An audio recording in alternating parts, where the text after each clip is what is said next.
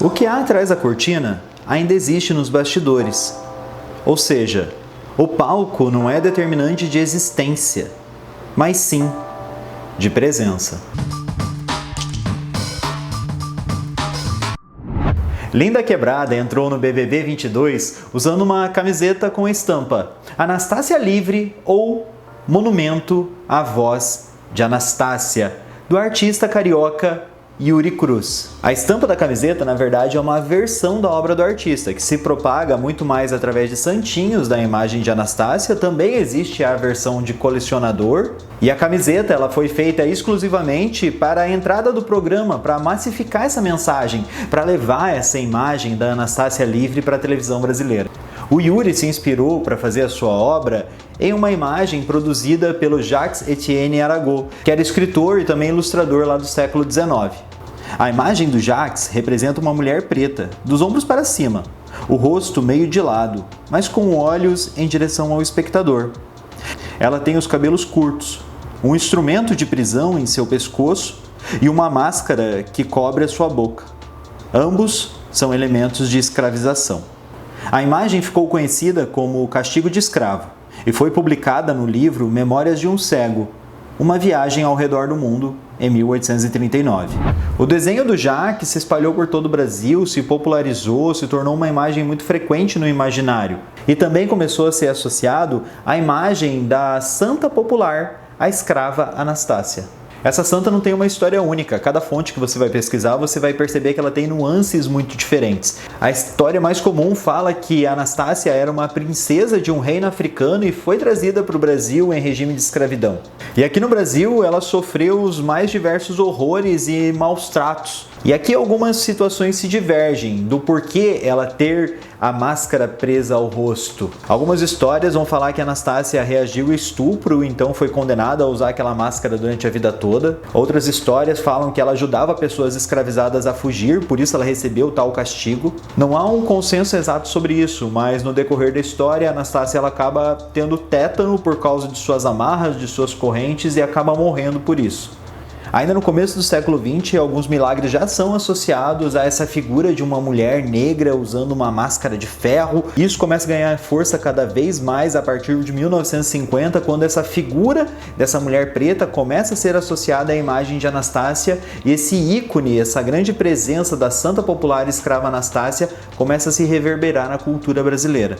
E se há mais ou menos 10 anos atrás a gente via de maneira trágica a figura de Anastácia sendo vendida em uma passarela de um desfile de moda usando a máscara de Flandres como um objeto de fetiche fashionista, a mercantilização da figura de uma pessoa escravizada, ou pior, a banalização completa do que essa imagem significa ou a dor que ela carrega. Yuri traz aqui um reolhar sobre ela, uma ressignificação sobre essa figura.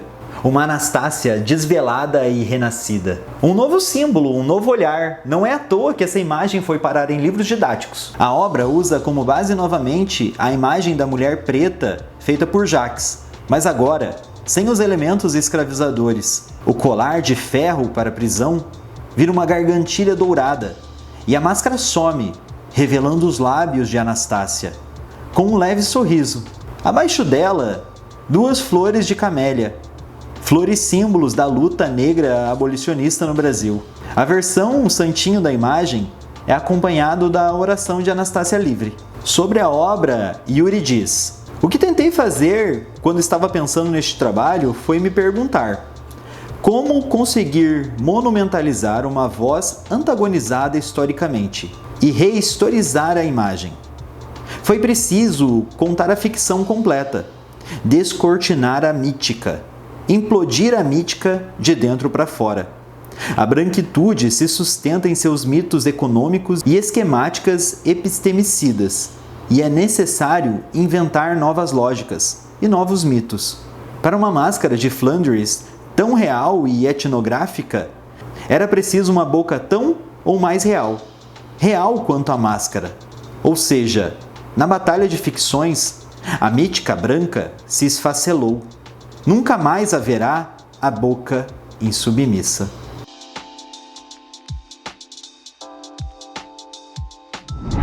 Um segundo olhar para a história e para as nossas práticas. O jeito que olhamos as coisas e encaramos a realidade é repleto de ideologias e vieses. Rever uma obra que se multiplicou em seus aspectos negativos, agora em uma nova visão, é um realinhar da história. Que a imagem de Anastácia Livre vire referência, que se torne ainda mais famosa do que a imagem de Jacques. Assim como a imagem de Lina, de uma travesti na televisão brasileira, seja replicada cada vez mais e mais, para que aos poucos essa história comece a ser alinhada, que as pessoas elas possam ocupar os lugares que são delas de direito, que aos poucos essa imagem que a gente repercute de algumas pessoas de maneira tão negativa ou presa em preconceitos e estereótipos do passado caia por terra e que a gente possa abrir espaço para este novo. Enfim, conheçam a obra da Linda Quebrada, conheçam a obra do Yuri Cruz, tem muita coisa maneira do Yuri Cruz para ser descoberta, para ser trabalhada, para ser falada ainda. Espero ainda trazer o Yuri aqui outras vezes para o nosso debate. E é isso, gente. Vamos entender que o nosso olho, o nosso olhar, ele é coberto de cortinas. E aos pouquinhos a gente pode ir abrindo elas para uma nova realidade. Fiquem bem e tchau, tchau. Nos acompanhe também nas redes sociais, Twitter e Facebook Arte de Segunda, no Instagram Rodrigo Retica, e você pode contribuir financeiramente pelo apoia.se/Arte de Segunda.